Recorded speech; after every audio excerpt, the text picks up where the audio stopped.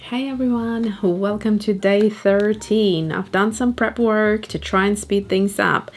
I have swatched out, or rather stamped out, the swatch area using the same element that we have used throughout this spread here, and it's from my palette swatches. I have also swatched out the face just as before with the same element of the face, the eyes and the lips from the Moving Doll set. And we're going to do botanical illustration. All of the stamp sets are now available on my website alyonacreates.com. Before we go ahead with the botanicals, I just wanted to tell you that if you're curious in the step-by-step stamping of the face and all the details, tips and tricks, please review day 9 where I've done all of that and explain how to achieve this look. And you will also find in my playlist, which I will link at the end of the video, this kind of style. I've done it before in tutorials, so if you're curious how to create this fringe effect, then you'll find some of the tutorials in that playlist. And obviously use a pen or ink that is waterproof, so you don't want any lines moving for this type of illustration. Without further ado, we're going to start with some of the elements from the Summer Florals set, which is this one here. And I'm going to go with I think the berries. For this illustration, we are nestling things behind, and then we're also going to add a few flowers.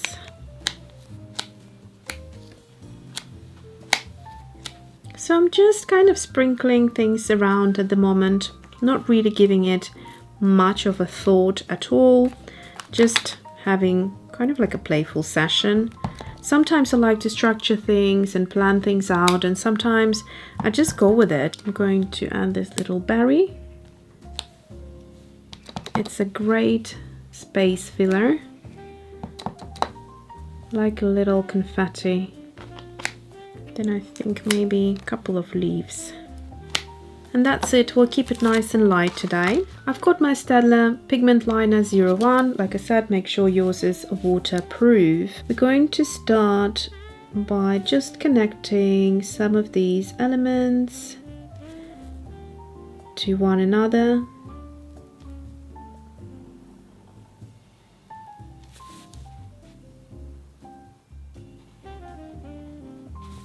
I really hope you're enjoying this series. I'm having so much fun creating. Obviously the editing part of it is pretty painful, but the illustrating part, I just could do this non-stop.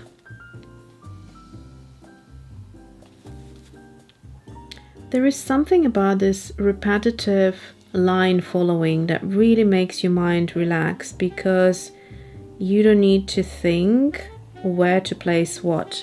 Once you have stamped it, that's your thinking part. Once you have stamped it and it's there, you just go ahead and follow the lines.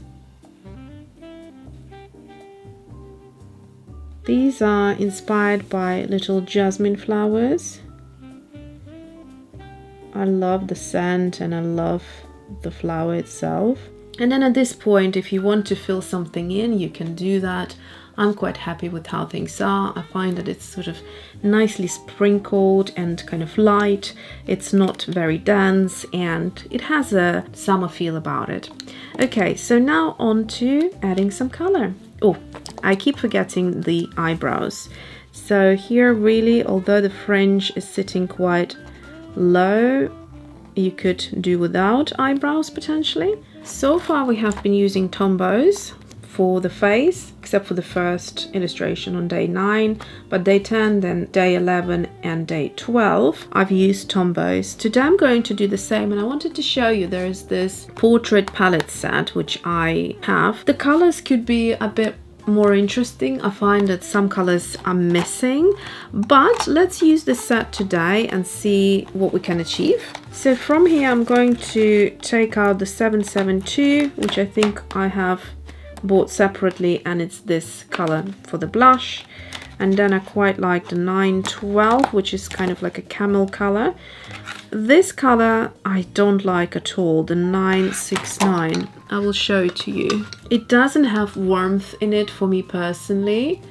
I prefer the burnt sienna for darkening skin tone, because I find that this one ends up looking a little bit ashy. But if you like that look, you obviously can do that.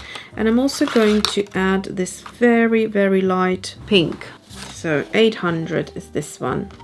So I'm going to start with the base of this pink. I'm going to add this, there it is, 912. And then we'll see, I might need to add a bit of my burnt sienna on top of it. Going to, as always, start with this pink color. It's barely visible. So I'm just going to add a little bit of it, and hopefully that will give us a light kind of pink hint to the skin tone. I'm leaving the highlight of the nose bare. Now I'm going to go into the 912, into the wet pink. And now I'm going to blend the two together. We're doing a lighter skin tone today.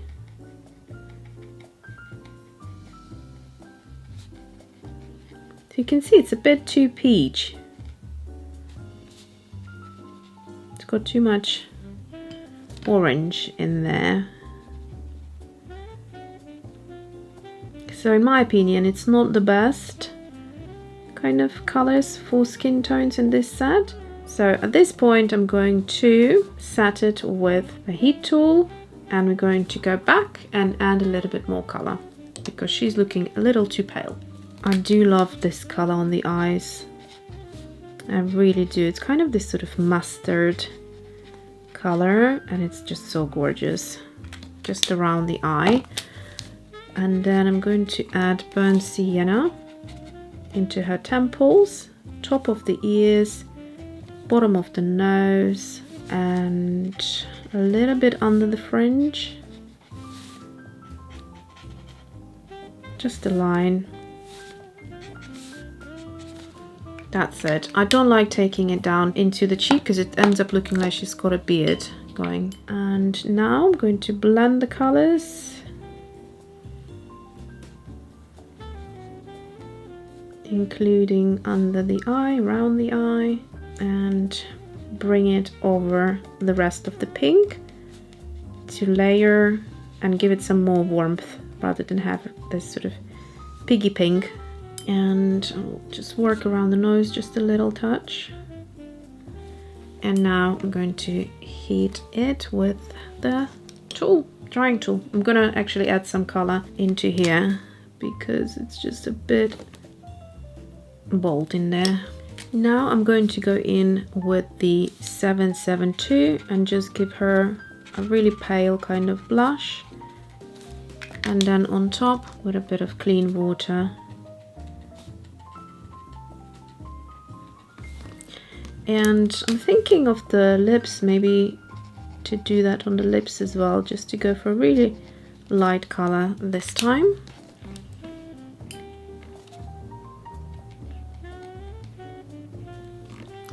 And for the eyes, I haven't decided what color I want to go for the eyes. So I'm just gonna go in and fill the black eyeliner with a 05. I usually do this step before I add any color to the makeup or face. I really like the freckles we have done on this Miss Day 12, so I'm going to repeat that with this light pink just over her cheeks and her nose just a little. And now I'm going to use the fine tip and just kind of add a lip liner just to add some definition. And with the round one, I'm going to blend that with the rest of the lip.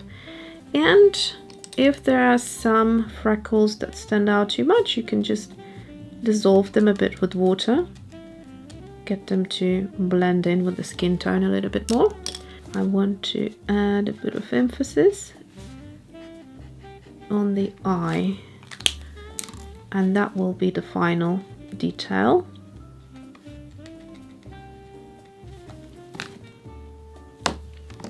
And actually temples, I need to add a bit more definition just around here. Maybe on the ear as well. I went through this quite quickly and I was in the moment. So before I forget, I'm gonna swatch out all of the colors.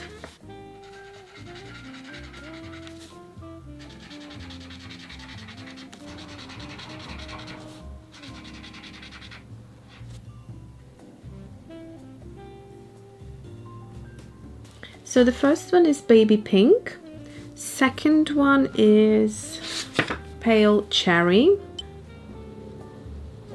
blush, next one is burnt sienna,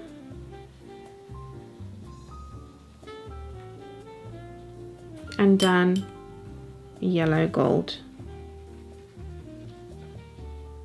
Lovely colors. I really like this pale nude type of a lip in this look. Now let's go into watercolor. I have decided to pull through this 772, which was the blush color we used for the lips, and the blush into the petals because I think it's such a pretty color, and we're going for this kind of pastel light look that I really want to have this gorgeous pink that I don't have in my watercolors, connecting to the colors that we already used in her face.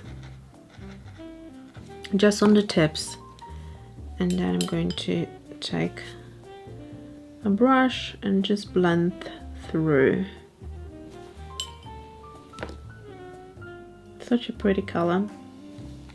And now we are going to, I think I quite like that turquoise that we used, the Cascade green, so I'm going to use that again for some of the green elements here.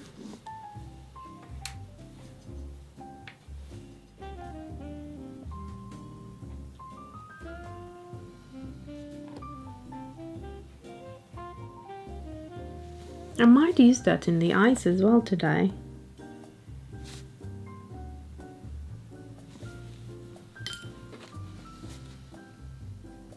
I feel like going for all kinds of pinks today, so for this berry I'm going to go for the rhodonite pink.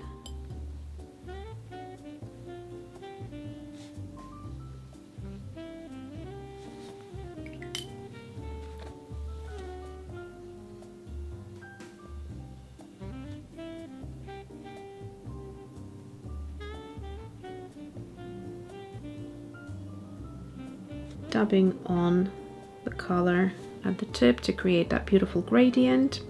We'll have to go back in to the green parts because we lost some definition, and I'm going to kind of build it up a little bit just at the top. The beauty with this color is if you use it correctly and lift it, you can reveal the turquoise. So I'm going to try and do that.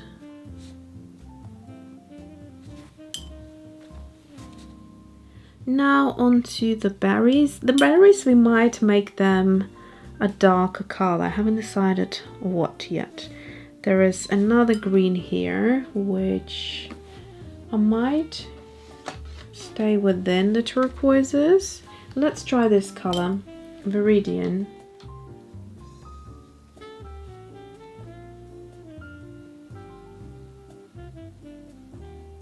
A very fresh color palette, pink and turquoise. It's hard to build up with Viridian, it just doesn't go too dark. I'm going to swatch Viridian.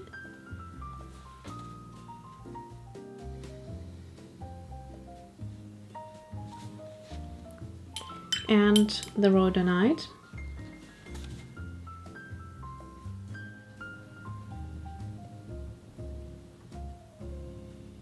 We can mix Viridian and rhodonite and create a new color without adding onto the colors. So that's kind of like a grey toned. I think I want a bit more pink in there. So that's a kind of like a muted pink, and I think it sits really well. It's dark. It's not too far away from the color palette that we have already going. So it's actually quite a beautiful color. There we go. And now we've got potentially one color left for the berries. I'm gonna try and lift some of this viridian, or at least create some sort of texture by adding water blobs, as it is looking a little bit flat and sad at the moment. So I might actually dab in a bit of, oh, that was too much, a bit of the Cascade Green in here, and lift the excess water.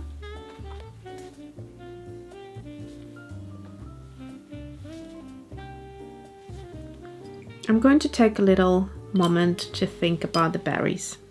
I just realized we need to add hair color, of course, and this style I usually go for the yellow ochre, so it's kind of like a blonde imitation of a color, and I'm going to add that, which will sit really well with this color, which is kind of like a mustardy yellow that we already have.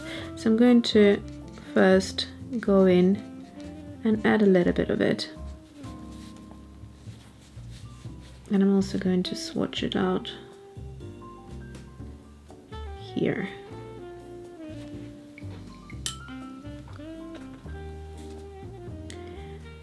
This makes then choosing the color for the berry quite easy, because I can just add the mustard yellow into it and it will be a great addition.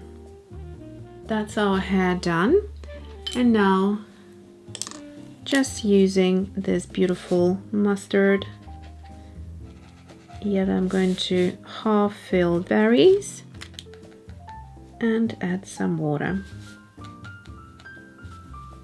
I'm going to dry it and then see where I need to add a little bit more definition. In terms of definition, I'm going to go ahead and just add a little bit of brush marks to the petals, and I'm not going to add any water because that will straight away take the definition away.